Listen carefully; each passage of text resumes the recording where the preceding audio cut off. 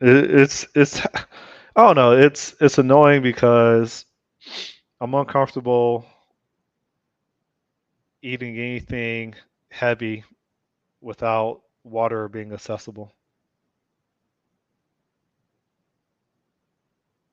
Mm-mm.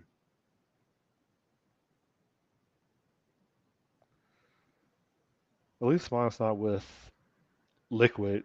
It's only with food. Another one here could be this respiratory dysphagia. Another one that kind of doesn't tick all the boxes, but also kind of does have similar thing without the blackout type thing. You go that respiratory dysphagia. But yeah, I guess you'd have to go to the doctor, and they'll probably send you to 18 billion different specialists, and then you'll find out you can't do anything about it anyways. So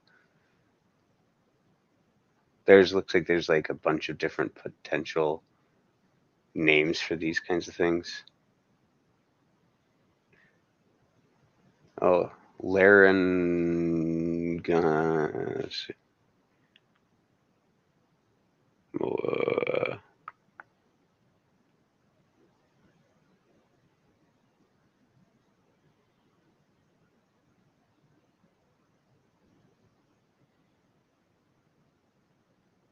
hmm.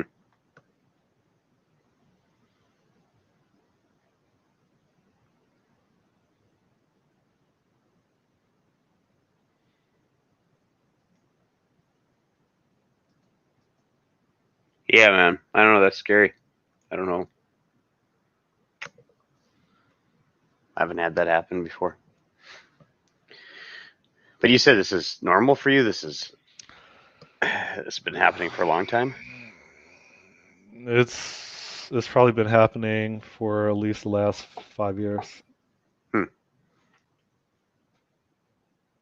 But none of this says the first swallow. Like mine is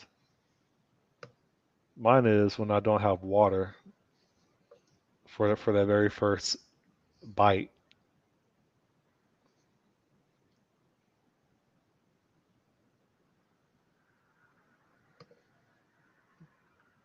Anyways, probably shouldn't be using this session to do research.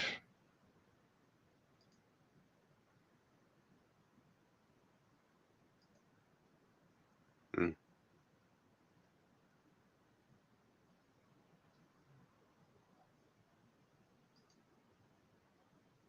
How's everything with you?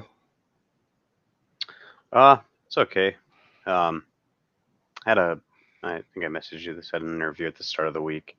Thought to recheck my employment agreement for my previous employer and realized that the non-compete clause is in there. Really, it's like you can't poach company customers. The way it's written is you can't like poach customers or potential customers either as yourself or as part of another company. So, and there's a part of my former employee that directly competes with this company I was interviewing with. So, and I know there's like the advice I got from everyone was how would they know like it's hard to litigate. There's like the risk is really low. Who cares kind of a thing. But it's like, well, technically, like I signed the thing, and there's like a professional integrity bit to it too. That I agreed not to do this, so I shouldn't break that agreement, even though it wouldn't isn't possibly isn't fair to me. But the interesting is Minnesota in starting tomorrow is outlawing non-competes. So except for it's not retroactive, so I'm still on the hook. But if Mm. there's a chance the federal government might remove non-competes at some point here too, and then it would retroactively remove everything. But I wouldn't hold my breath on that happening in the next year before this is gone. But this should be my last non-compete I ever have to deal with. Although I don't know how that works if the company is located in another state, I assume that they just can't have a contract with you in Minnesota, a non-compete contract in Minnesota, but they could have non-competes in other ones where it is legal. It's a little weird, but Anyways, applied for a few other positions. I don't know. Otherwise, didn't do a whole lot this week. Cleaned up my bathroom finally after letting it go for a long time. So There you go. yeah, got something done. But yeah, no. Other than not breathing well, how about you? Oh, I have a couple interviews today. Oh yeah. Uh, yeah, Anything so really promising or?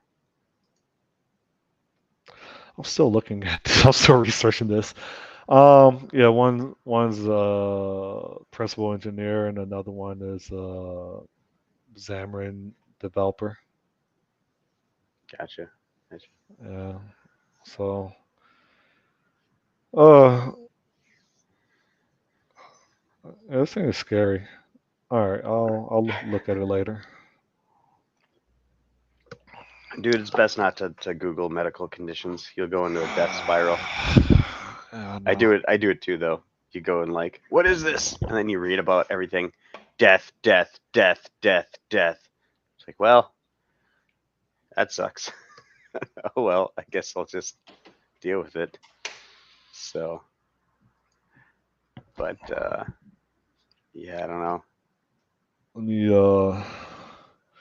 let me share my screen and see if I have my memorization down pat.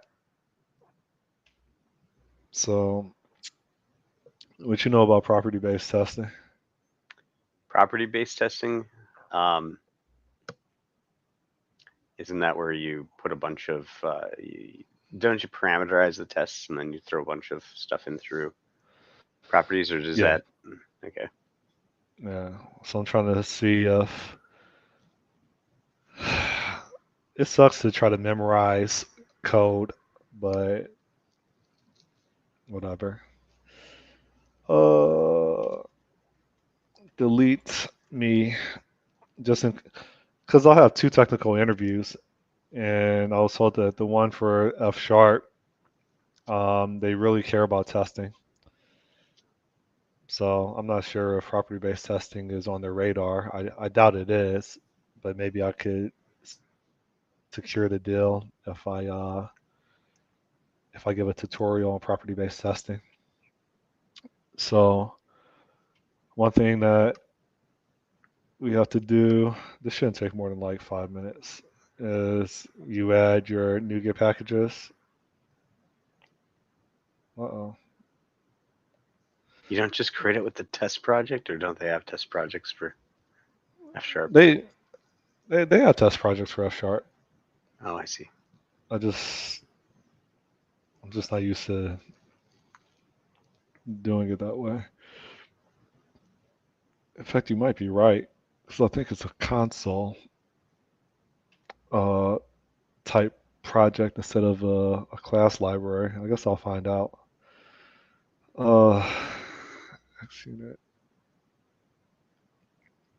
Yeah, I assume that a class library is used because it's probably just the test runner is probably just using reflection and then executing a bunch of whatever it finds, right? Or does I don't know how F sharp works though with its tests. I mean, it all compiles down to .NET, so it should be the same. But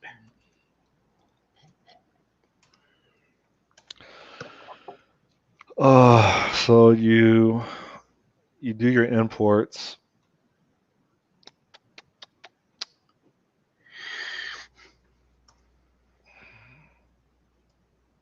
and then you gotta have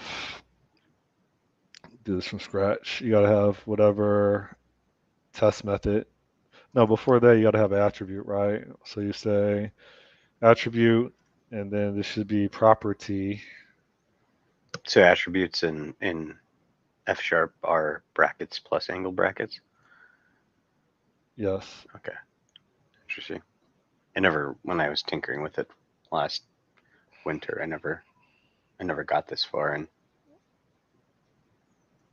I wrote small functions. Max test equals 100.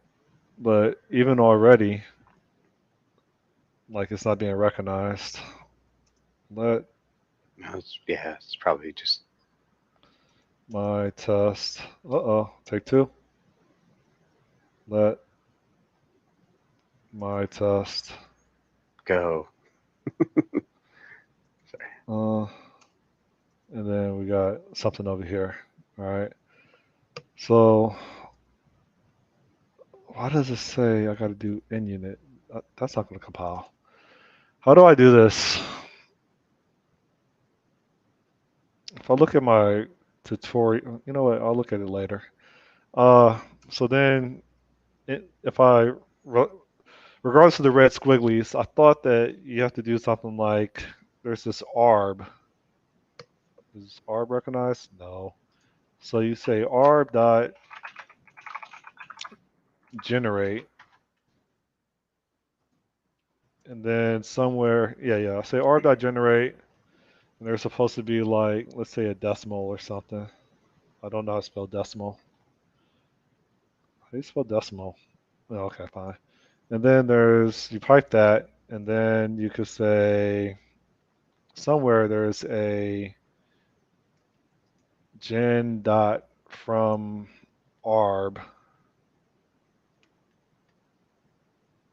and then somewhere after that you have your prop dot for all, and then within here you can test whatever condition. Like, It's FS check, not FS unit that you're looking for is probably the thank you. problem. Okay. I meant to put Yeah. FS unit. I think subconsciously I'm so used to doing FS check.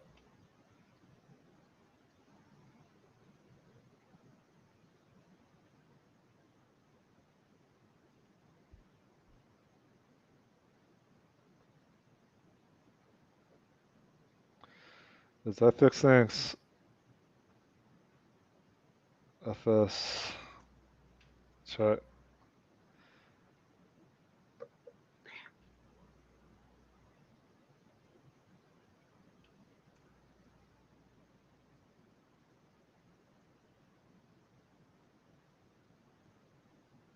It should be like max Max test. test. Why did the emoji pop up? Oh, okay. All right. Well, I don't. I mean, that test is what matches your blog post on it from 2016. Yeah, I wonder why But you need it's FS not checks working. X unit probably. So put open FS check X unit as the second open. Maybe that was the other thing that's a little bit different. Why something? I think it's supposed to go something like this. You're saying, Try open FS check X unit on line 4. This on line 4 though. Well, you need both. It says. Well, line assuming that four. your tests are right. So that should be FS check X unit. And if you don't have that, you probably need to import another library. You got your video of it even too for a vending machine, but this is years ago, so maybe they changed something. Okay. Let me do. I'm glad I'm doing this right now.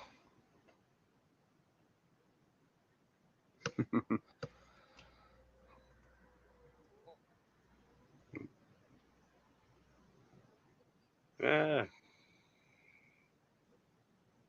It's already in there. no, it didn't say it was there.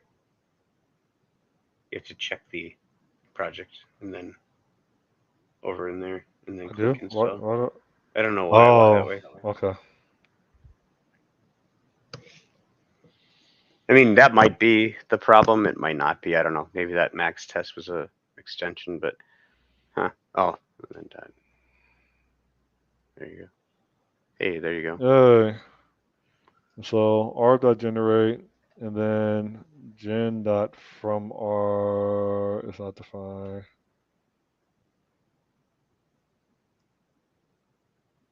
Well, what's gen?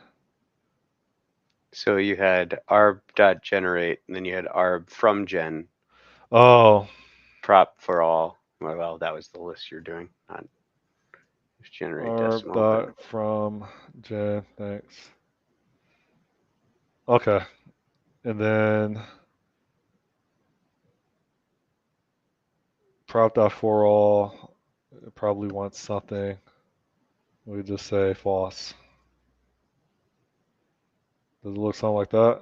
And this is the type arbitrary decimal does not match A to B.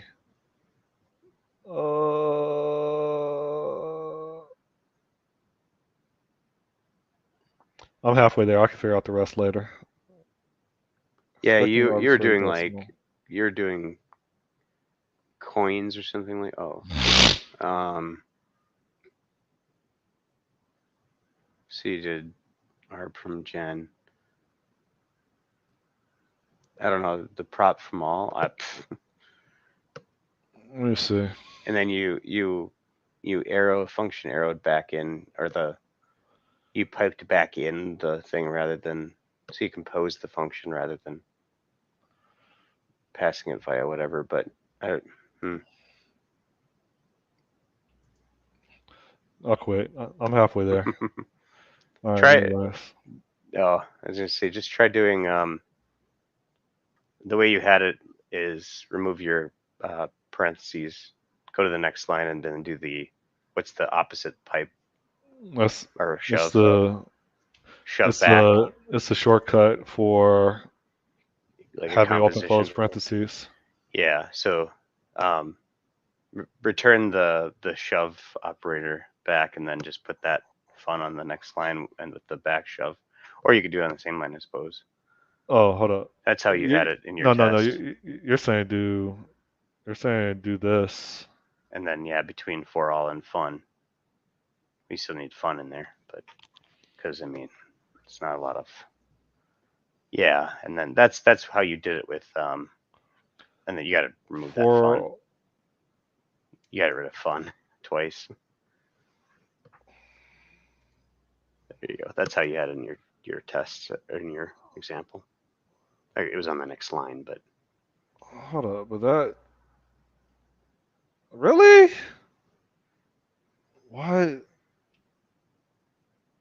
Why is? Well, thanks. I didn't think that that would make a difference. does the prop for all need the parameter to be, are you creating like another function, prop for all generating another function by passing in what you're going over Yes. as the first param? So you would need to pass the next one in as the second param, which is why when you put parentheses there, you're probably were you shoving the function in as the first argument, and then that wasn't right. Yeah. Like it should. In Yeah, so it's theory, it looking should look like for, this. well, prop for all is looking for you to pass arbitrary whatever into it, but you're passing a function into it, right? Maybe you're getting too used to C Yeah, I sharp. think. Yeah, I think you're on to something. It's just I'm not connecting right now. Yeah, so But prop for all is going to produce a function that takes a function to do it, to run over it, right? yeah, it takes this data, Yeah, it pipes into this function. produces a function then, right? R- That then you're shoving another function into to say apply this over that collection. uh, Is that how that works? I mean, this backwards pipe operator, Hmm. I've always used it to replace as an alternative to open close parentheses. That's how I've always used it. It was a shortcut. So you could use, I mean, in theory, a pipe and then a greater than sign or whatever is still two Yeah. characters. But it's that's the way that I've always remembered it. So I would just have to figure out. I mean, Well, you're probably right. I just thought that it was an alternative to not having to use parentheses. I didn't think it was actually piping data. Um, No, I don't think it. I think it is. I think what the thing is that prop for all returns a function, and then you're passing that into it. But if you pass the parameters into it, then you're replacing what should be the first parameter or the argument from the previous pipe, right? I don't know. So I'm it'd be like in confused. C# if you have like, so if you had a function return a function, and like you, oh man, actually I don't. There's no real because the shove operator doesn't really exist, so it's you can't really express it very well. But it's like essentially what you'd be doing instead of passing like your arb into for all, you're passing that function into for all with the parentheses, because parentheses are just function calls, right? And so you're applying the for all over the function rather than getting the result of for all and then putting the function into that. So I don't know if there's actually a way to do it without that backwards shove, because you can't just like, you can't use pipe. I mean, if you wrote this out with just function calls, what you would have like prop for all arb generate decimal, and then you'd evaluate that entire thing and then call it with the other one. So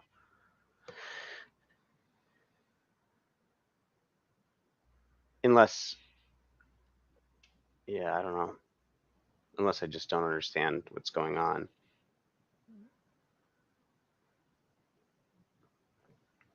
Either that or you're just using the first param, which needs to be, I don't know.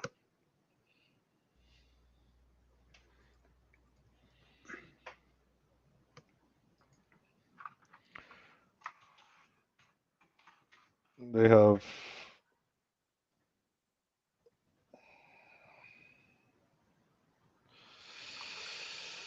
they have two functions. For all arb body parameters. So yeah, the arbitrary value is the first one, and then there's the body, which is the second param. But when you, yeah, I think that the problem is when you're using parentheses, maybe it's not shoving that arbitrary value into the first param slot. You're taking that first param slot with the thing, and so you're basically putting the function in the arbitrary value slot and then having no second parameter. Whereas if you do it this way, the order goes that you're shoving the first parameter in through the shove operator, and then the backwards shove gets the second. Well, looks like you're better at F sharp than I am. I don't know if there's, like I said, I don't know if there's a way to do it with those here because of the way that shove works. But I mean, I don't know. I'm just the way I'm reading it. And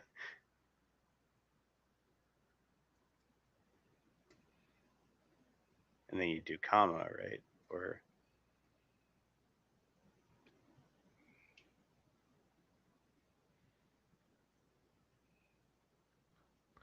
oh, it I says quit. yeah. I'm over it. Yeah. Anyways, it works that way. You can figure it out later. It's in your own example, by the way. So you've done this before. Yeah, like 8 years ago. 7 years ago. Yeah. I have been considering. Uh, hey, gambler. I have a few meetings today. Probably will miss everything. See you next time. All right, see ya.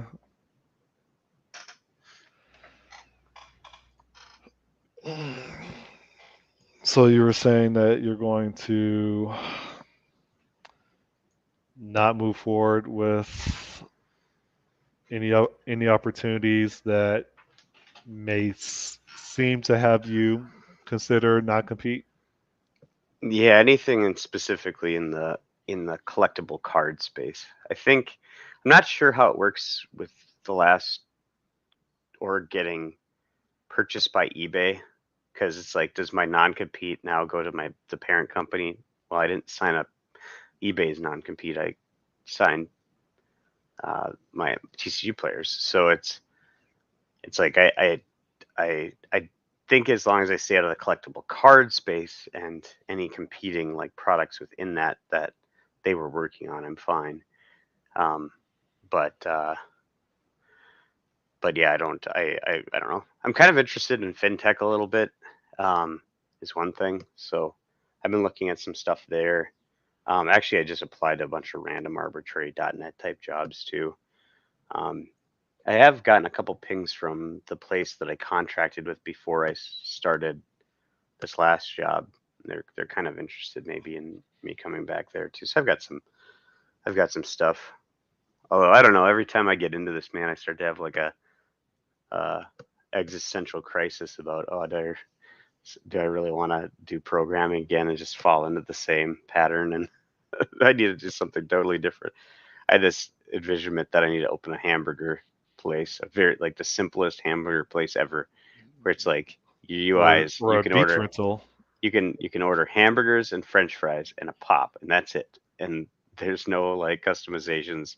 You just get those things. Or You come yeah, down to Florida and you say pop, and they won't understand what you're saying. I know. Hey, I'd like a pop. Yeah, yeah, I know. Soda, Coke. Uh, what is it? What do they use? They soda. They say soda. Okay, is it the South where they use Coke to describe even Pepsi? Have a Coke. What are you gonna have? Pepsi. Yes. So gambler in the Midwest of United States, we say pop. I don't know what California says, but on the East Coast, they say soda. Yeah, And in theory, Miami is East Coast, even though it's one of the southernmost states. yeah. Pop is definitely a Midwestern thing. I don't know how far that reaches out though. From I know Minnesota's squarely in the pop column, but yeah, I don't know.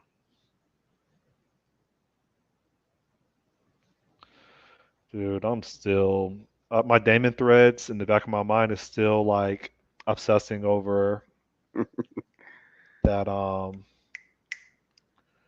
I don't even know what that possible diagnosis. Yeah. Well, So you never like eat like a huge scoop of like mashed potatoes or chicken or steak and don't have like a cup of water accessible and feel like you don't have enough air to to get by. no, no. I mean, I've taken like I guess large bites of things and had to chew it a really long time and never like and gagged maybe, but I've never been like Run out of no, oxygen because you don't have. Yeah, exactly. That's what happens to me. no, never. Now my mind, I don't know. Maybe that just produced a program in my mind now, and that will start happening. It's it's scary if you don't have like a beverage available. So Yeah, I don't know, man. I mean, yeah, I was having, I have big. Well, at the start of the year it was really bad, and it's kind of subsided now. But I was having big, um, extra heartbeats, and apparently it's very common, and a lot of people have it. Like 30% of the it's population have called it, and a most murmur people don't. or arrhythmia. It's a murmur. Like arrhythmia is a different thing, I guess.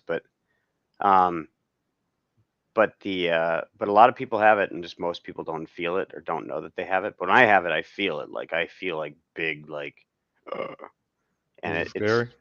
yeah. I mean, it's when you're trying to go to sleep and you're it's doing it, and you feel like I've gasped, woken up and like with like that. A guy that I worked with before, we were talking about something, and he said he essentially had the same thing, which is feels like your heart hiccups, like, and it's a deep That's hiccup. scary. And it's like it is scary. So I like at the start of the year I had like went in, got an echocardiogram, had this like Holter monitor thing I was wearing, all that stuff. They're like, no, you're fine. It's just extra heartbeats, just whatever. Okay, sure. The funny thing is too is that I went in to the doctor and they did took my pulse for an unrelated thing, and they're like, "Do you normally have a low heartbeat?" And I'm like, "I don't think so." And then they had heard that I had done some running. They're like, "Oh yeah, if you're a runner, then this is pretty common." I'm like, "I'm a runner like." Yeah, but you're not I'm a not a runner like that. lifestyle runner. Yeah, I'm like I don't know.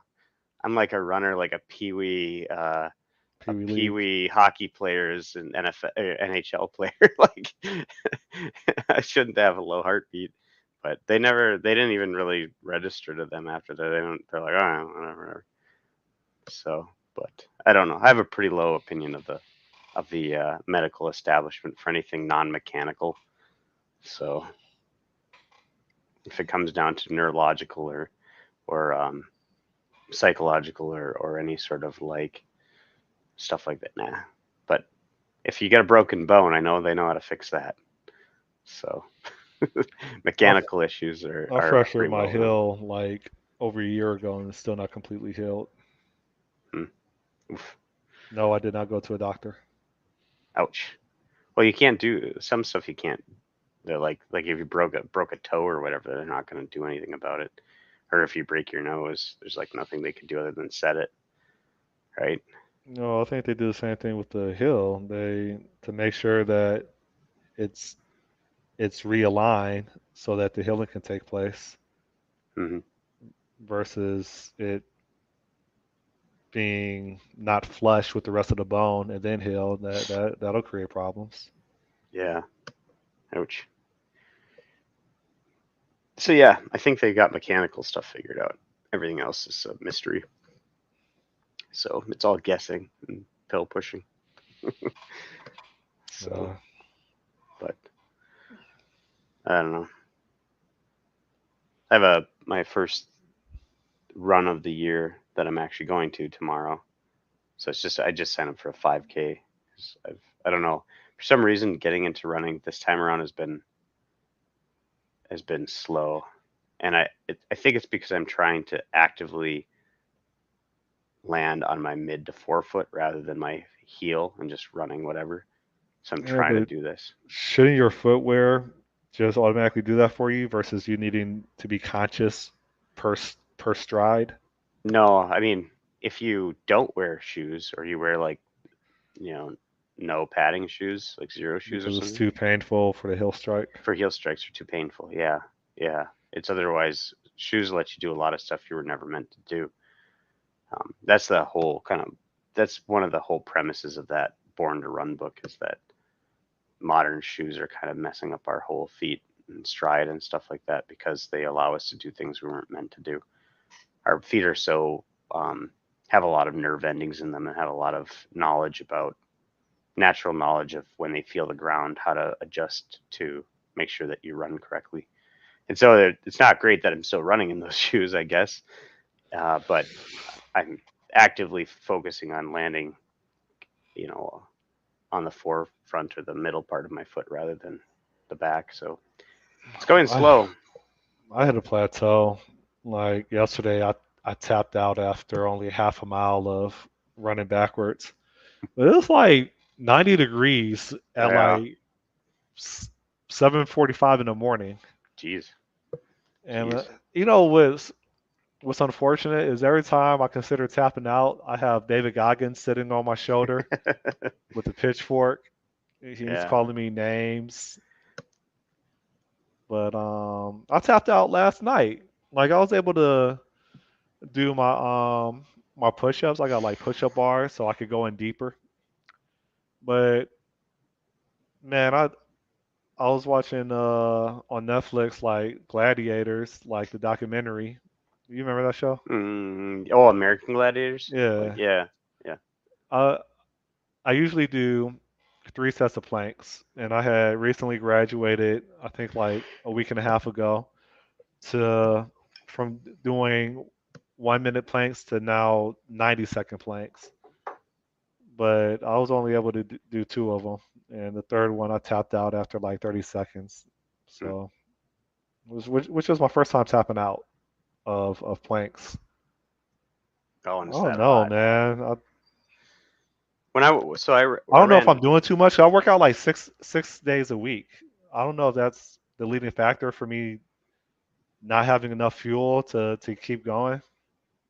yeah, I mean maybe, um, as long as you rest a day, it should be fine, right? That's all that God decided to give us. On the seventh day he rests, and then that's all he needs. So obviously we're made in his Okay, image, right? supposedly. Well, people believe that God is perfect, and I don't No, I believe think that at there is all. some.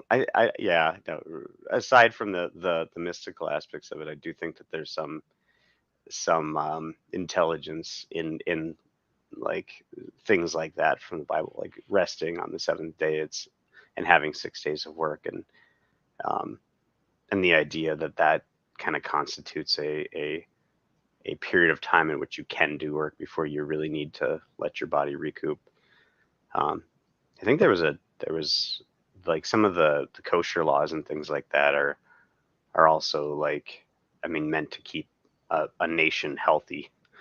And having that wisdom, I don't know if it just came out of natural evolution and they realized certain things, but um, yeah, it's just Yeah. interesting. At what point is it less about God and more about appeasing other people? Yeah, yeah, and that's the thing. I Like, don't. I mean, I live in a community. I live in an Orthodox community, Yeah, and I mean, honestly, I haven't done my research, but dig Emma. I'm pretty confident that it burns way more calories to push a scooter or to walk down the street than it is to operate a motor vehicle. Yeah. Like, but it's great on Saturdays because it's less traffic. Because the majority of the Jews they don't drive, or the Orthodox Jews don't. Hmm. So yeah, Yeah, yeah, but I mean, like I said, it's more or less the that there's some certain things you can take out of it just for what it is, and not really even tie it back to religion at all if you want. But I don't know. I don't know. Maybe you should put more rest days in. Um, I gotta get my six pack, man. I gave you do. myself like 3 months, Do you ever do and intermittent fasting at all? Because that's like to lower your nah, body fat. That's kind of nah, dude. I was at Red Lobster last night eating endless shrimp. I had to like 3 rounds. to get to like that. I mean, from what I understand, to get to that like that low body percentage where you have that, you kind of need to do some fasting, probably. I don't know, maybe not. Maybe you can get it that way by just chowing down and but you just continue to have to work. I think you have to be No, like a vegetarian or something to get shredded.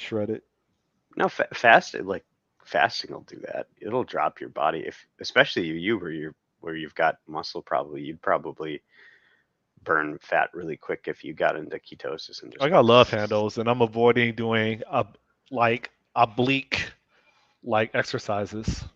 Like I could see an imprint of my four pack, but I have love handles. You know, like fat women, they have like the little yeah. cupcakes hanging off when they try to wear their tramp pants. Okay. Like I have that. So So you never do fasting at all, like intermittent fasting, like no, day take a day. I like eating. What? Not even like just like the morning or anything. Like don't eat till 2 o'clock. Run before you or do some sort of cardio in the morning. But it's not conscious fasting. It's like, yeah, I didn't have a chance to eat breakfast because I have things I got to hurry up and do, and I'm just on the go. No, Yeah, none of it is like meditated, like fasting you or should you should not try that meditated, sometime though. premeditated fasting. You should try that sometime. Just do like a 3 day fast or something and just see how you respond to it. Actually, I mean, fasting can be kind of an interesting. At least when I first did it, it was kind of an interesting like. There's a lot of like dopamine response to it because you're trying something and you're like, well, wait, I don't actually need to eat for these few days or whatever. So I found what happens is you get like this plateau where especially if you're eating any carbs, right? you get this plateau where you're like, and then suddenly it breaks, and you're like, whoa, I can do anything. And you're like super hyper focused because you're like, I Yeah, don't but know if it's don't because you're burning you still fat need or what. fuel? I mean, if you're working out like 5, 6 days a week, like how does that work? You still have to get calories. Well, you're burning your fat. That's where you get your calories. That's because so Your when fat is your fuel, so yeah, you can do a 5K while fasting. yeah, Okay. yeah. I've run 4 miles fasting before. Like So it was a few I years don't know ago, anything but about glucose or fructose or any of that coast stuff, but that yeah. stuff is still stored in your fat and it's a reserve Well, tank. it's no, it's fat. That's your so basically the way that your body will burn energy is it uses any of the fuel in your blood, then it depletes your glycogen scores, which I believe are all stored in like your liver.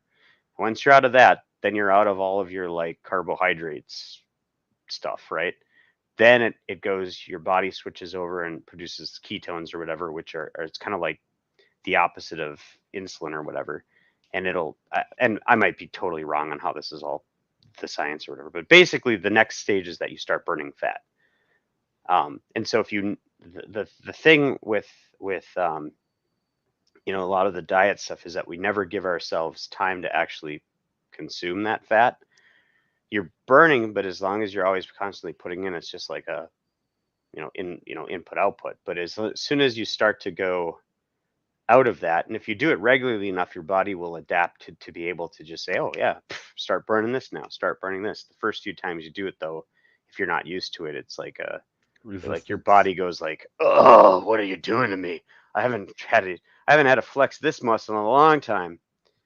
But no, that um, fasted cardio is a good way to definitely to burn, because what you do with fasted cardio is you're burning a bunch of stuff up. You burn through those glycogen stores really quickly, and then you go into fasting. And there's if you look into some of the intermittent fasting stuff, then too your body will produce growth hormone and your insulin resistance gets reduced. There's a whole host of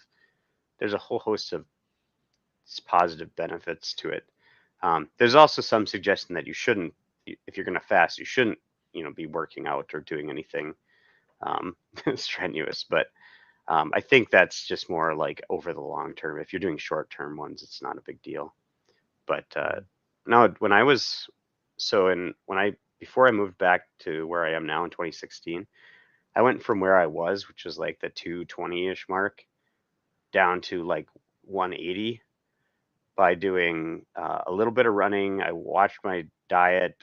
But I did fasting was one of the biggest things I did. And so like every Wednesday and Sunday, I just didn't eat for like a while. And man, I like dropped weight like nothing.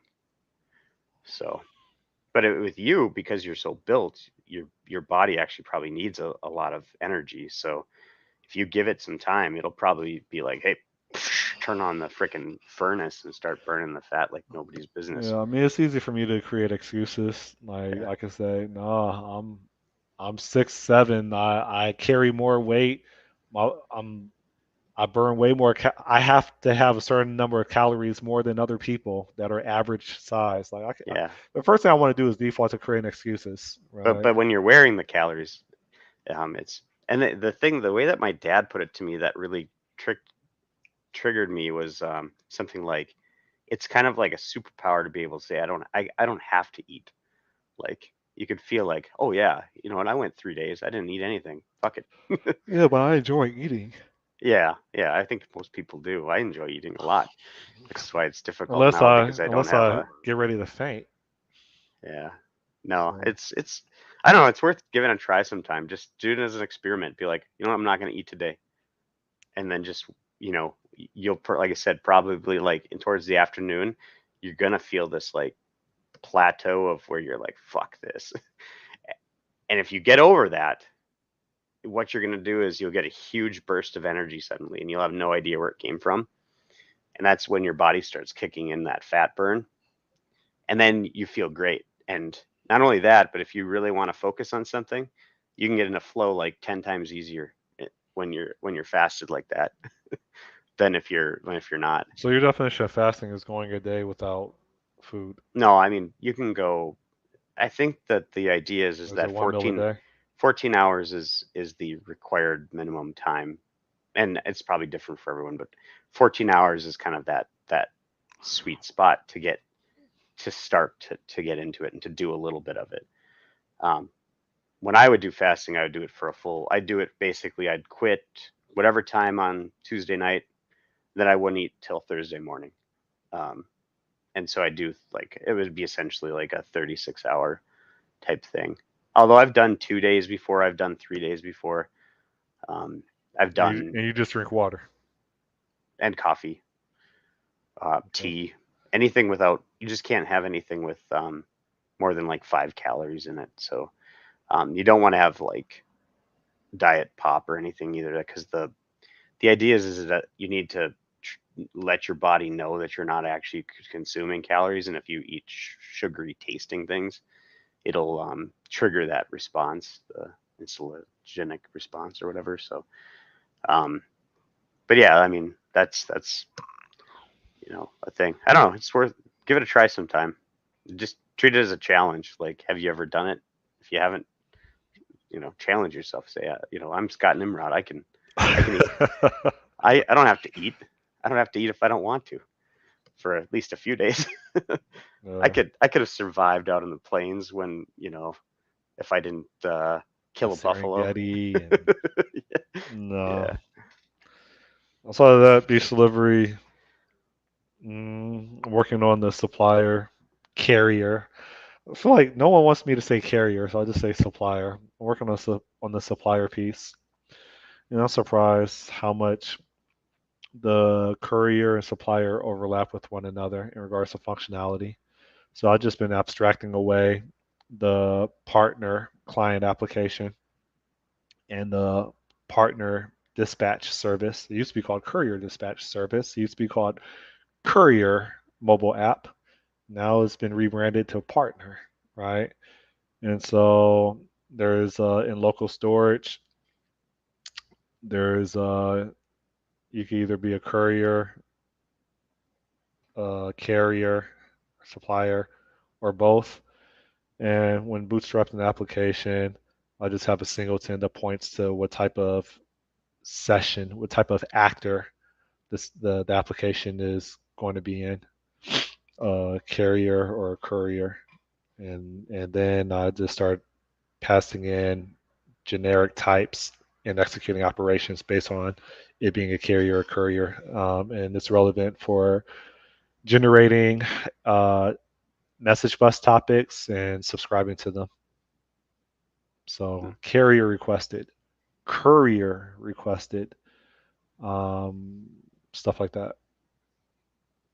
So it's amazing how much I'm learning about this domain 4 years later. Well, it's you changed your domain though, right? To a little bit like Well, yeah, it was originally food. yeah, yeah, like a restaurant isn't a carrier of food. I mean, technically they do, but they carry food, but they don't literally carry food. The courier carries. Yeah, that's who the term is still just the Uh, so, courier. and then if and when I ever get a job, I gotta probably set aside maybe $10,000 and have a sweatshop in China produce some beach mobile themed pop-up tents, some beach mobile themed uh, beach canopies. The things with the poles and the tarp that you put over it. Uh, yeah, that's it. So Cool. So, yeah, I haven't done jack for programming in the last week. So I feel I'm like I need to come up with a project to get my mind back into it. I've been listening to a lot of Rust podcasts on a Rust programming language. What what do you think is a better investment? Learning Rust or learning Kotlin? I don't know the use cases for Kotlin as much. As for The, Rust, the use cases it runs on the JVM, and yeah, but is it a systems language or a web language? Like, it's a general purpose programming language. It's the next generation of I would argue functional first traits, right? Immutability and stuff like that. yeah. So Rust is more of a systems like it was like a replacement for C. So do you like plan to do systems development, like like or I embedded or anything like that? If not, then I would probably say Kotlin is I better think I investment. think I Or think Elixir, man, you should get into Elixir. I think Start an the Elixir club. firmware domain is interesting. It just wasn't it wasn't approachable for me with C++. Hmm. I was a C++ programmer for 3 years. And I had no clue how. I can't read the code. I don't know how to create a string. But They've changed C++ but I got a lot paid though. to write C++ code for 3 years. C code's a lot easier, but the problem is like C, they tend to use a lot of like really poor naming in a lot of C code. I just Like it's hard to remember read. memlock or memallic or something and Malloc, malloc. Yeah, Malloc. I remember header files. Yeah, I haven't written C in a while, but I I still like. remember I'm sure it's getting on a bike. pointers to pointers to pointers. Like, Yeah, you use them all the time. It's just the language takes care of it for you.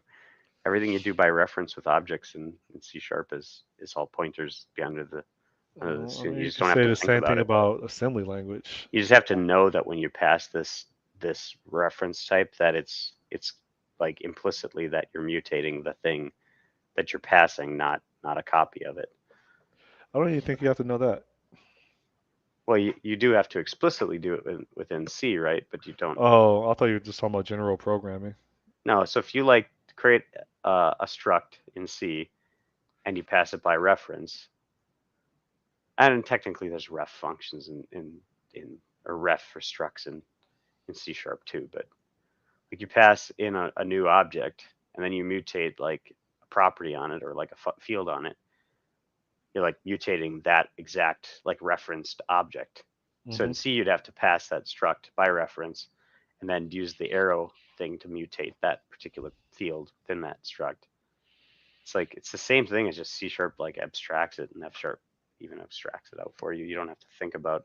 You just have to know that there's a difference between the two types that you create. Yeah. So I would say, just as a professional developer, I think that it would be in my best interest to be proficient in a systems language. Yeah. Oh, Rust would be good then. I don't think I would. I don't think I would do Kotlin or not Kotlin. I don't think I would do Go. Sometimes I wonder if people Go's only getting do. used in the web a lot now. Is it? I Yeah. mean, it doesn't have generics. I find it. I find it interesting that a modern language doesn't support generics. Yeah. I don't know. I don't know how you would do like it. Well, I guess it goes It's, strongly typed, I assume. So how would you do like lists? I don't know. I like guess I haven't looked at it at it's all. like Visual Basic. Does the VB.net support generics? I think it would have had to have as a VB6 .NET didn't. language. I don't Oh think no. VB6 did it. VB6 wasn't a .NET language though. Yeah, point taken. Uh, VB is VB.net still supported? I think they're not adding new language. I don't think they're adding new features to it from the .NET side, but I think that it's still supported for development. Yeah, I think 2021 was the last year that they added features. Yeah. No, I take that back. Visual Basic 16.9. We should we should start a cult following for doing VB.net because it's kind of like is the word nostalgic? Well, you could just do basic and then it wouldn't be so bad. Um, like Nah, basic is VB.net. We say dim dim whatever value as whatever. VB6, man. That's where it's really at. I still have a. Actually bought, like, before I was a programmer. I actually bought like a Visual Basic 6, um, like install disk and everything, and like I installed it and I played with Yeah, that uh, as a deal. my first when I started my career, I was writing automated scripts in Visual Basic 6. Yeah, but ugh, I don't think I'd want to go back to that. Now let's go back to it. No, Start writing blog posts, doing videos. Like let's make it popular. I think I need to. We got to put it on Stack Overflow as like in the top 10 languages to learn. It's probably still in the TIOB index is one of the higher ones. Language. TIOB, whatever it is. So Visual Basics number 6. It's It's very right under C wordy. sharp. I mean, it spells everything out. Interface, inherits, in interface. Oh, then again, Java C uses sharp the does that too. inherits word, right? Well, yeah, I guess C No, I sharp doesn't mean use C sharp doesn't inherits, say but in interface though. oh, yeah, I suppose. C sharp doesn't say inherits. I still can't believe that Java Visual Basics used is more pop than JavaScript. Like, for real. It's At it's least not. on the TIOB index. So, and Delphi and Object Pascal is still in there above Go. Like what?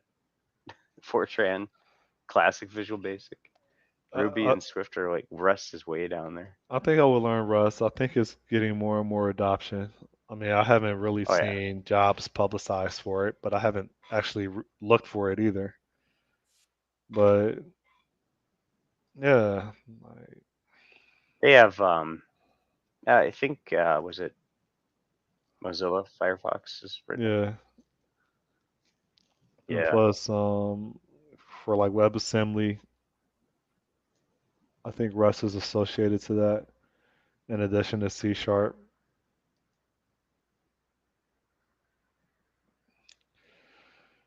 Uh, you know, I feel like I think software developers and maybe lawyers are probably the ones that are always under pressure to for continuous learning to stay relevant. doctors too, and have to do and Is it though? I mean, you have bad doctors, like you said earlier. They just push pills, right? Obviously, I'm yeah, but they have to learn generalizing. about the new pills to use to push. So, but there are like any professional realm like that has some sort of required continuous education. So accountants, CPAs, to maintain their license have to And have what's interesting is they all have X barriers to amount of entry whatever. except for software developers, Yeah. Yeah. Well, we which just have is a lot of a lot of different crap. Technology is constantly changing.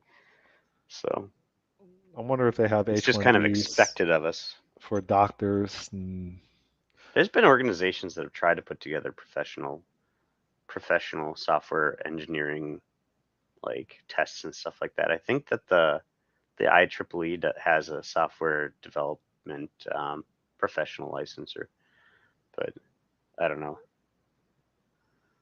it's well, it's not working. You just don't need it with a unless it's a safety critical thing, like, or security critical, which could be safety critical if you think about it. Um, Military secrets and such. You just don't need it. I don't, like, it's why have the gatekeepers? Doctors tend to usually, and you could correct me, the heads of hospitals are doctors, the heads of law firms are lawyers, the heads of The heads of hospitals are not doctors. they're not No, they're those are lawyers. business executives. They might come from like a medical background. They might be doctors, but they're oftentimes business executives. So the Like, heads of CEOs hospitals run big are hospital chains. accountants. Yeah, yeah, business. Yeah, Yeah. I mean, that's what the heads of software development shops are accountants. I mean, maybe some of them go from like the thing to let me see. I'm looking at Sanford Health, which is really big in like South Dakota and stuff. Bill Gasson. Should be He demoted. is CEO and president of Sanford Health. Let's see, did he get his start as a doctor? No, it doesn't really say. I'll read full bio. Does he have an MD or? It doesn't say MD after his like name. So yeah, if he did, it would say after his name. Like there's a couple people, Todd Schaefer, MD, president and CEO of the Sanford Bake Bismarck. So it looks like some MDs go into that realm, but there's no requirement. I think a lot of lawyer firms, those are like different though. So I think if you have like a small firm, like a clinic, that might be run by the doctor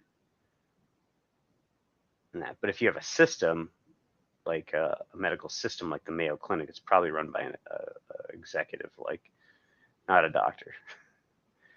So to say like lawyers and stuff, they run their own firms, so they run and whatever and are a partner or whatever at their firm, and that's the thing. There are software shops that do that too. They'll have partners and stuff like that. They're few and far between, but there is some suggestion that we should just operate that way. As all contracting firms should be like law firms.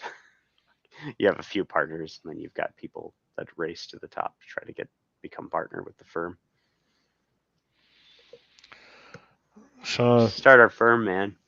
I, I don't think you. I Nimrod get it. Murkowski and Associates. There you go.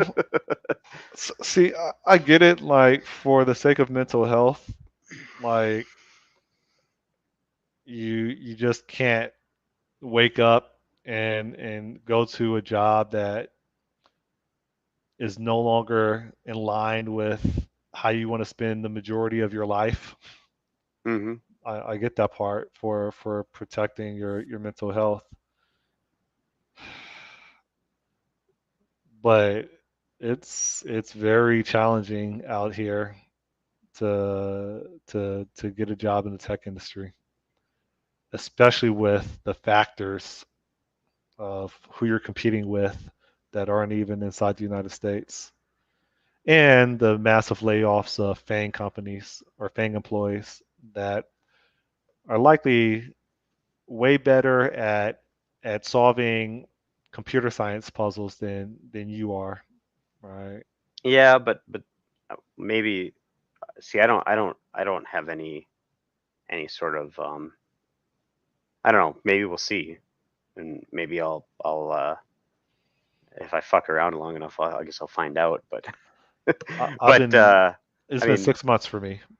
I mean, yeah. to be fair, I've been aggressively looking probably for 2.5 to 3 months, maybe 2.5 months. I've been aggressive, but Here's the difference. So contract, you're looking for contract corp to corp versus FTE, like full time now I'm at the point W where two. I don't care. All right. So then and then like .NET Web full stack for me. Your like Yeah, Xamarin, I don't do web. yeah, stuff like that. There's I mean 90% of the jobs are web, and Yeah. I'm missing out. So like you take those two factors and there's a very different landscape. Yeah, you're right. The thing is like I don't believe that most of the people coming out of a lot of people that came out of the tech layoffs, the big corporations that over indexed on their hiring. I I doubt many of them are using .NET, and I doubt many of them are willing to accept like lower jobs because they were at FANG companies. So they might go into They like don't have a certain startups. choice. They might go into startups and stuff, but they're not probably competing for, who's gonna get a job at the manufacturer down the road type thing that's using .NET. No, no, I disagree with you No, because no, hear me out. The logic is the following. especially when you're younger. But maybe age doesn't even maybe age is irrelevant. The more money you make, the more you have to maintain usually, right? So these people that were making 250,000, $300,000 at your FANG companies, they have mortgages. They have car notes. They have a lifestyle Yeah. that if they don't continue making payments, they're going to take a hit on their credit, right? Hmm. And that's something I'm very conscious of. I got good credit, right? Like if I don't hurry up and get something, then within the next 2 months, my credit may be in jeopardy, right? So like I think there's factors to this where basically, long story short, sooner or later, if they can't make the money that they were making at these FANG companies, they still got to pay their bills without them going through a downward spiral. Yeah. I do think too that the tech layoffs that we see, yes, some of them are engineers, but I think the vast majority of them are not engineers. They're QA or some um, or like technical writers or some tangent type thing. Not necessarily engineers. Two, I think senior engineers are still in demand. If you look at the job listings, still a ton of senior engineers positions. No, One, like which is funny, it's senior engineer need 3 years of experience. It's like okay. I see hella jobs out there, Yeah, but I'm not getting interviews. If I get an interview, I feel like it's between 85 to 90% that I'll get the job if I get a yeah, technical interview. and it's I'm not getting probably, interviews. yeah, it's probably job history though. It's when they look at your resume. It's Oh yeah, gaps my yeah, yeah, yeah. and Well, some of them it's don't. contract work. It's Some of them don't short understand the fact engagements. that when you're a contractor, you have short-term engagements. Yeah, yeah. Well, for me, I've got 5 years short term, and I've got 2 years. I've got 4 years. I've got 2.5 years. So like, I think I'm in a pretty good spot for picking up a job, Yeah, I but think so. but uh, but that's because we just have wildly different things. So the job market for me, I'm like, oh yeah, these look like the big one that I struggle with is like I really am not that interested in jobs where it's like we want you to come in and do we want to make sure you know AWS and Docker and all of these things. It's like, well, yeah, I guess I know enough about them to know enough about them, but I don't really want to spend time dealing with that kind of shit. I want to develop stuff like in features. I want the architecture already to be defined, and I want to put features into that, and There's maybe a tack on new things as I need. You know? there's an interesting blog post by the Burning Monk that kind of he states that that is a form of business logic when you think about the business requirements. That infrastructure as code is still relevant, and how is that not business logic when it maps to what the business needs in order to be successful? And No, I'll probably butchered that, but I'll show you the blog post. I was nah, reading it last night. no way. I call bullshit. Okay, well, I mean it's a short read. Hold up. Infrastructure should be completely like abstracted away, and it should just be like something you push to. It, I don't understand um, why there has to be so much invested in it. It's just Here's more a than I want here's to the blog know. post right here. Like I want to spend time working on like understanding the actual like The human factor. yeah requirements and such, and understanding the human factor and the product side of things and working with product and iterating there. Yeah. Oh, you can't select. Do I put it in a private chat in order for you No, to? I just copied it and pasted it. Oh, okay.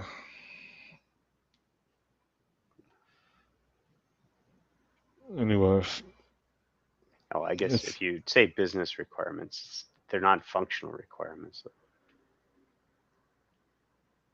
We his episode is next, or it should be next. It should be published this weekend. Odie and I interviewed him earlier this week. The Burning Monk, aka Yin Trey. Hmm. It's not Yan Kui. It's pronounced Yin Trey. I learned that.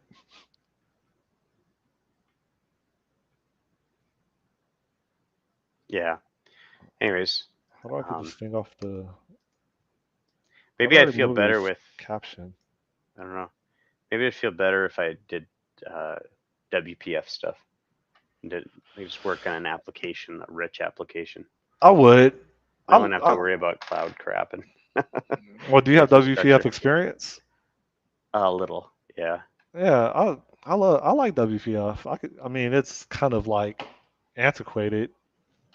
yeah. I'd I much mean, rather write it's a UIs in Vue or React. I would say, and no, that's not what I CSS. meant. Yeah. I think WPF is still a solid framework, but maybe I'm speaking from ignorance because I don't know Blazor or React. But WPF was well thought out, dude. Oh Like yeah, yeah. I get it. you they have books.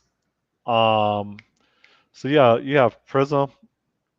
You have the Prism book, which I can't remember what it stands for. Patterns. I don't know. It, if someone paid me,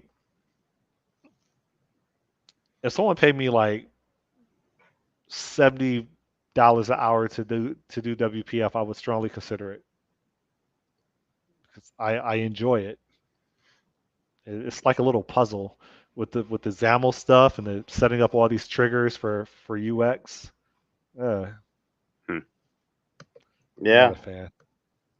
I mean, dealing with I like dealing with view models in C sharp more than I like dealing with them in JavaScript or TypeScript. But the actual like UI, like the UI portion of it, the actual that stuff just feels much better with React or Vue specifically. I've spent more time with, but I'm realizing now React is I mean they're basically the same thing. It's there's differences, but I mean building components and just passing and composing stuff like that is just simpler. Okay. I mean, you don't have to go through pages and pages of XML to understand what the hell's going on with something. So that's a Very plus in my mind. very briefly, I've been binge watching mink videos on YouTube. Yeah, yeah. I saw one Because I've running been thinking across the about street. getting one. I saw one running across the street with a mouse in its mouth. I was like, oh yeah, there's a. I assume it was a mink. It might be a like a. It might have Was been. it black? Yes, I think so. It's kind of hazy in my mind now, but um, I took it as a mink. It could have been like there's other like rodents that are very similar to minks, like fishers and things like that. Um, Weasels and Yeah, I just learned what a fisher was. I think like several days ago. yeah, there's weasels too, I suppose. I mean, minks are weasels.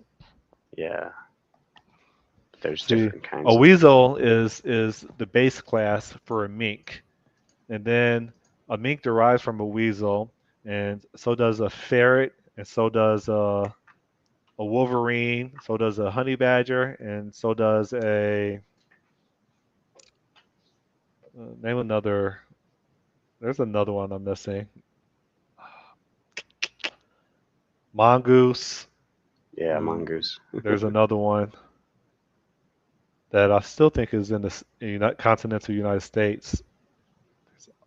There's a mink, uh, ferret, prairie dogs. I don't. Those All aren't weasel species: weasels. Prairie ferrets, dogs are rodents, badgers, right? stout, martins, Martin, wolverines, Martin, otters, ferret, Martin. badgers, Which I didn't sables, know. I didn't know what a Martin was. polecat. Yeah, there's a bunch of different types of weasel. I mean, I'll get a Sorry, mink yeah. if I could like walk it outside and run with it on the beach. I don't. I The think when they're American mink. babies, they'll probably follow you, but I don't think when they become adults, they still follow you like baby ducks or Yeah, chicks. it had to have been a mink that I saw, because it's just there's no other like How ones big of was these it? that fit. Um, just like I don't know, maybe between a Uh, uh, foot and 2 foot long. It wasn't very long. Um, but yeah, it had this mouse in its mouth. It just ran across the road. Got its supper. It's gonna go eat it. yeah, I saw something which I'm not sure I believe, but they said that if they weigh 60 pounds, uh, that nothing would survive. They would destroy all of wildlife. I find that hard to believe, but they're killing machines and they kill for sport. Hmm. So basically, if a mink was the size of a pit bull, and the way they kill is they pretty much like sink their fangs into the skull until they pierce it. Hmm. They're so aggressive looking. Like in these pictures I'm looking at. Mink. Yeah, it was definitely a mink. Yeah, we should create a new programming language called Mink, and it's I don't know. I But think there this is is what already. If you could think of it, it's probably been done. this is a language called Nimrod. I think you told me. Yeah, mink at a glance. There's huge number of English. Oh no, this is something different.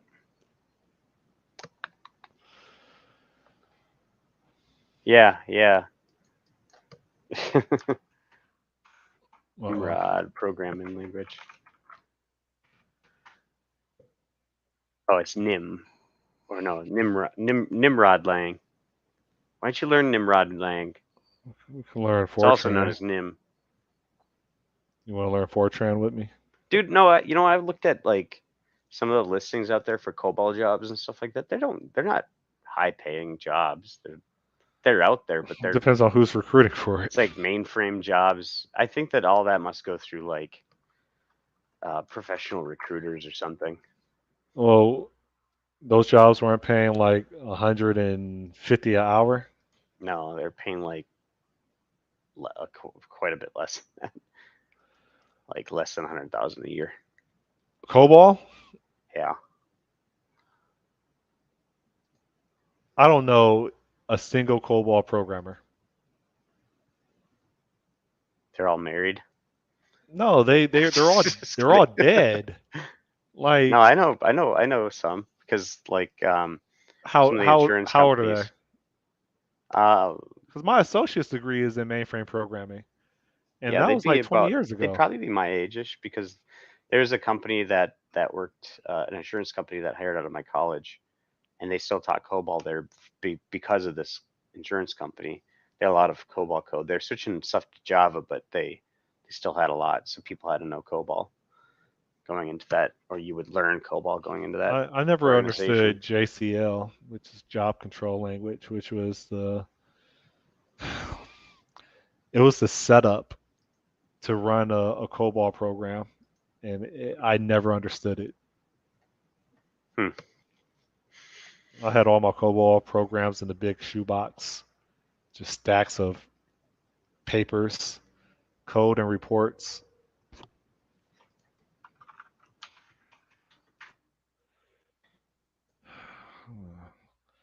Find a sweet let's see, any WPF jobs out there. Maybe I should get into that. It's not many. For IoT, maybe that would be kind of cool too. Uh, you know what? Actually, maybe I wouldn't mind the infrastructure bit of it as much if I had more control. But what happens is like organizations, they want to shut you off from everything, but then still expect you to do it all. It's like, oh, I've got no privilege to do this, but you want me to be like the person who does it. So I have to spend time trying to like relay to this person, somebody else, what all of this stuff should be, I rather than just being in there and doing it myself. I really don't like issued laptops. I don't like it, and it seems like almost all the jobs that I've had for the past like 3 years, they've all required a issued laptop. Hmm. So I'm noticing all these jobs, not all of them, but majority of them, they say hybrid I don't. I never. I always uncheck hybrid because I couldn't. I couldn't. I can't. I have to be fully remote. because of you or because of where you live. Because of where I live, there's no jobs in my town. There's like two places that hire developers in town. There's no jobs in my. Believe it or not, there's not really as much as they want Miami to be a tech hub. There's no jobs here. It's unless you're remember that remember that thing that they used to want a blockchain developer. Yeah. I don't know any blockchain developers, do you? No. Okay. So unless you're a blockchain developer, well, I'm speaking from my perspective because I don't do web development, but yeah, there's not really that many tech jobs in Miami unless you just write websites. Well, do you do API development though? So I wouldn't like you shouldn't brand yourself as I don't do web. You should say I don't I'm a back end, not a front end Well, developer. I mean, when I Unless think it's of WPF. when when people say web developer, I'm thinking like the JavaScript, Yeah. CSS, and HTML stack. That's when they say front end developer, that's what they mean. If they mean full stack, then it's a mix of those two. And if it's back end, then you don't have to deal with it at all. It's all API development and microservice Yeah, I know development what or service backend development. is, but when they Yeah. say a web developer, I'm fairly confident they're referring Yeah. to front end, Or full like stack. web. Yeah. Yeah. Yeah. And it's always web. Yeah. Yeah, for sure. Like there's occasionally, but they'll say WPF if they're looking for WPF or Windows or like I don't know what else. I, Some I, other w- technology. They'll call it out if it's not a if it's like a rich client, and or you'd be a mobile developer, which would be I, similar, but I it would would be learn Angular, not Angular. I would learn Blazor, but like, there's no demand for it. As cool as bleeding edge as that framework is, like, no one cares. At least industry doesn't care, and that would have probably been the way for me to get into web development. But it's pointless for me to spend the next 4 months honing my skills on Blazor and if you didn't there's want to no learn React. employers. It's like it's I don't. I pretty don't. straightforward. It's I'm the not. CSS. If you ignore CSS for a little bit and just focus on the core of doing like React or component programming, it all makes sense. It's really simple. The I hate the I tooling, still but don't understand divs. a div it's just They a block of they create table like they create structured like sections of a website using divs, and it still hasn't clicked with me. Like I can't map how a nested it's just a divs container. I mean, that's all it is. It's just a container. is a layout container. Yeah, it's a block layout container, but you can give it whatever you want using CSS. So don't even. The thing is you don't even need to know too much about that. You do have to know HTML, but I mean it's just yeah. But Okay. divs are divs. You can style them however you want. You can do the same thing with tables and all that. But there is the thing that concerns me most about web is that I'm behind on and is really important is the accessibility stuff. So you get that stuff wrong, and the company you're with gets sued. So then you have to like spend months fixing it and all that. But um, so it's yeah, I don't accessibility see how you get sued for something that's yours. Are you because talking about like not the wiring up the to prepare it for like blind people, yeah, if you don't meet accessibility standards, there are literally poachers out there that will go out and they will find your business. like lawyers? They're advocacy groups. They will find your website if you do any sort of commerce on it. They will find you and they will submit a lawsuit that say you're not accessible. But who passed that bill? It's like ADA stuff. I don't know. It's some sort of it's U.S. government stuff. I have no idea. It is what it is. Like Well, they need to have something similar. When I go to a mall, they need to have clothes for my frame, and if they don't, then they should get sued. yeah, Like but at what point do you like yeah, say it's it's unfortunate? yeah, it's just part of it. Like you don't if you offer some sort of commercial. I don't know if it's limited. I assume it's limited commercial. If you offer it, there will be like, it doesn't matter if you're a small business, large business, whatever, you'll get a lawsuit at some point in time. If you have any sort of traffic at all, you're going to get sued I if you're gotta not look at. accessible. I gotta research that on YouTube and figure out if it's really what you're describing. Yeah, it is, dude. The companies that I've worked for, lawsuits, at least two of them, and small companies that worked with us, lawsuits. So that's not applicable to mobile apps. I don't know, I don't think actually. it is. Maybe this only applies to web, but it is. I mean, it's an important thing to do, not out of lawsuit, but just to do too. Yeah. But that's why if you ever go to some of these sites now, they'll have this little, like they have those chat bubbles. They'll also have like a little blue bubble with a guy like who's like this, and that allows you to set a whole bunch of different settings based on your accessibility profile. That's like an out to try to make it so that you don't have to redo your entire website if you're not meeting accessibility standards. Yeah. But there's things like, the check boxes need to be a certain pixel size, and it's if you look up the thing is WGAC, I want to say is the standards body. WGAC, no, WCAG.